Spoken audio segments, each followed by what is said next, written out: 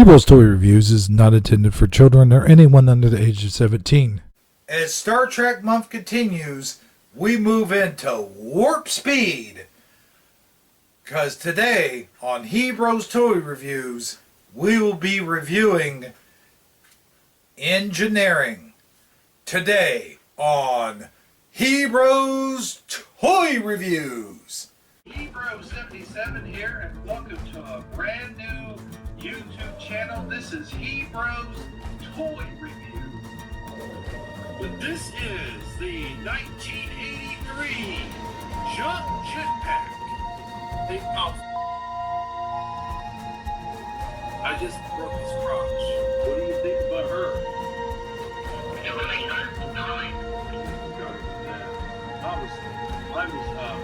I was playing tennis with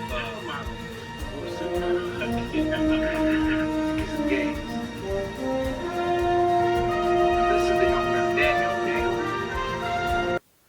Hello everybody and welcome to Heroes Toy Reviews. I'm Hebro77 and Star Trek month continues with, as promised, the engineering playset. Now this playset came out right around the time the movie did, so they packaged it as a package deal with the movie toys, as opposed to the television series toys. And I believe that engineering might have been the only playset that came with the Star Trek Next Generation movie, which was entitled Generations. Maybe the Transporter was the other one, or maybe the Klingon Bird of Prey, I don't know. But either way, today we will be reviewing the engineering playset. And there's a couple features on there. There's not too many things going on with this thing. So this might not be too long of a review, but it will be a long review if I keep talking. So less chatter and more clatter? Forget it. Let's get on with the review. Folks, engineering, as promised in our last video. I will say that for completists, this is probably going to drive you crazy. There is one piece missing, and that's the part that goes across here, connecting these two. Other than that, this piece is absolutely 100% complete, even with the little stool, which I did not have when I did my stop motion movies for this series, which I will post the link to my other channel. As you can see, this set came with a lot of little features. You have a lot of little panels here. You've got the screen here.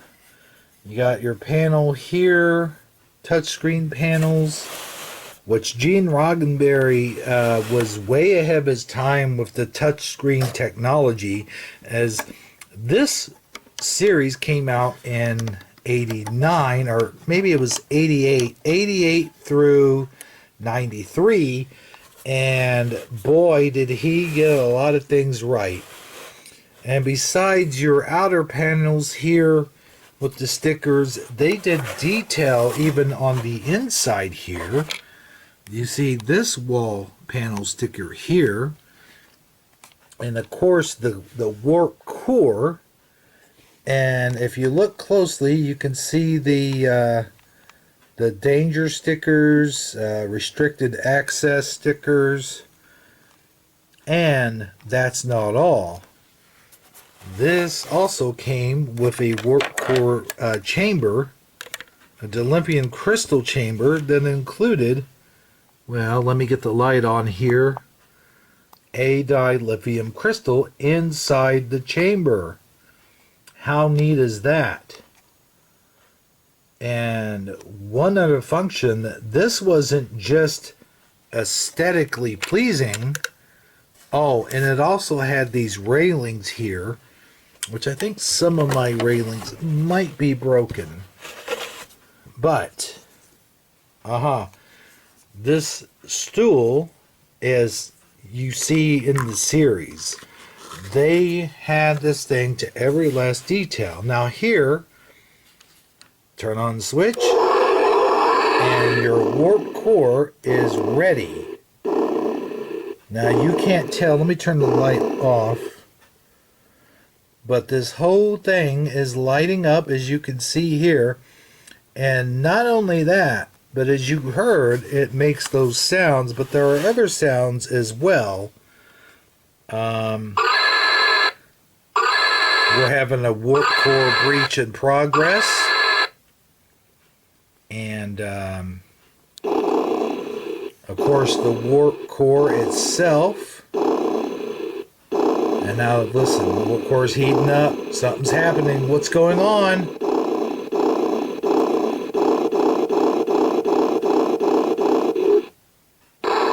Boom! That's it, Jordy. If you didn't put down the shield, then you totally failed. Huh, that rhymes. Now, there's one thing I wonder, and that's, why didn't they make these light up? I mean, it would have been just a simple function. You guys got this going on, but these are not going on. I think that would have been really neat to see the red flashes as well as the blue flashing light. Maybe the red flashing could have been indicating that the warp core was getting ready to breach, or there was some kind of change within the warp core. And another complaint I have is this window here is hollow. A little plastic or something that they could have put in here would have given it more realism, like in the TV show. Now, one cool feature on here, which I don't have the little tool for this, is this little hole here actually serves two purposes. If you look underneath, you'll see a switch, and if you have the little tool that moves this, you could actually shut it off with the little tool that the guys have. And I do have those, but all of my accessories are put away. I just recently did a stop motion now. That will make that noise without the explosion, without it doing that. But I can't really get it to do that anymore.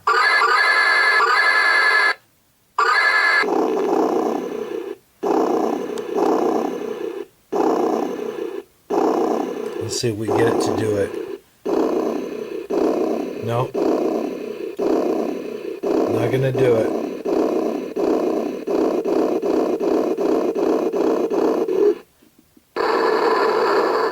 Okay, well, we won't do that again. But anyway, you can just switch it off underneath here. And then when you start it back up again, it goes back to normal mode. Now, this set did not include any action figures, but I think it would have been neat if we got one more Geordi LaForge to go with this set. But, yeah, it's okay. The other thing is, in engineering, where is the little control panel that they had that was almost like in the middle where they did all their work at? I guess that's what this is supposed to be, but it would have been nice if we had something separate from that. Now, this thing here, which came with an action figure, is kind of like that thing, but not quite the same. And if you do have that action figure, by the way, the action figure in question that I'm talking about is the Traveler. If you bought the Traveler, he came with this and a stool as well. I might review that in the near future, or maybe even next year for Star Trek month. And, well, like I said in the intro, there really isn't a whole lot to talk about this set. I mean, I pretty much told you everything you need to know, except for one other little thing. It does require 3 AA batteries. Now, I've got the panel off of this, of course, because I wanted to be able to take out the batteries right after the review, because if you don't, then you have to use a butter knife to actually get these things open, which I do have on hand at all times. But what do I think of this set? I think it's pretty awesome. It has all these little features. It's got the light up feature. It's got the sound feature. It even comes with the little chair. Whoops. Even comes with the little chair like you see in the TV show. It's got this flip down panel, which I don't think I really talked about, but this flip down panel is actually a pretty cool feature as well. You can have it up like this, and when you're not, when you don't have someone at the console, or you can flip it down. I like that it has the chamber in here for the dilithium crystal, and also this comes off because you see that little piece in there here. I know people don't like the flashing lights.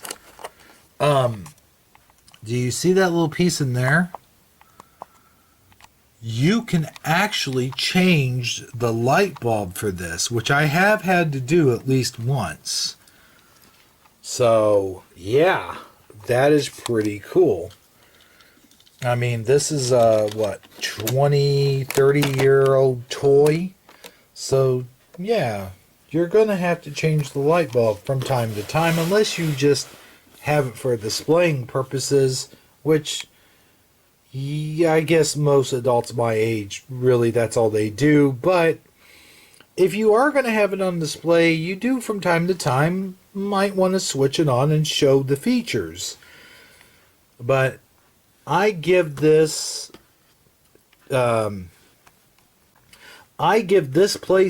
an A+. This is a much needed feature if you are a Star Trek The Next Generation completist. This and the bridge of the ship, which, ladies and gentlemen, I will have a review coming up real soon. But let's end this review by saying I highly recommend this playset for your Star Trek The Next Generation action figure collection.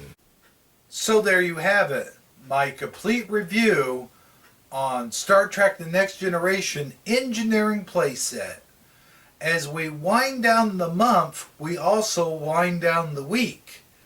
Our next 2 reviews will be the last 2 reviews. I know. Sad enough. But hey, I'll still see you in 2 more reviews, and then after that, who knows?